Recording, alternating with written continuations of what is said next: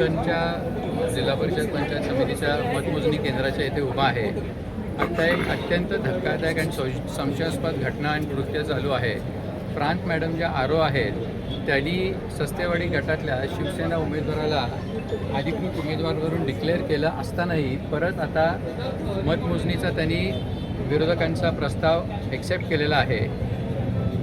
पहिल्यांदा जेव्हा सस्तेवाडीचा उमेदवार शिवसेनेचे निवडून आले तेव्हा एकाच टेबलावर सगळे EVMs होते आणि त्याच्यामुळे तिथे एकच प्रतिनिधी नाही तर फार तर फार 2 प्रतिनिधी लागले होते.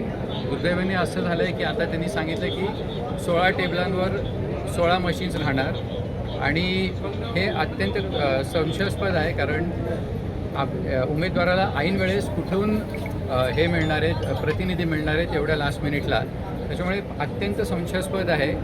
प्रांत मॅडमला रिक्वेस्ट आहे की तुम्ही असले उद्योग करू नका आणि जर इथे काही बरं वाईट झालं, जर काहीतरी रॉंगफुल नाही तर इलिगल झालं तर 100% आम्ही ह्या हायकोर्टात लढा घेणार आणि प्रांत मॅडमचे CDR मागवणार, व्हॉट्सॲप मेसेजेस मागवणार, हे डिस्क्लोज करायला सांगणार. कारण असं जर केलं नाही तर इथे अन्याय होतो आहे. लोकशाहीला कुठे ना कुठेतरी इथे घाव घालायचा हा विरोधकांचा रडीचा डाव चालू आहे. नमस्कार.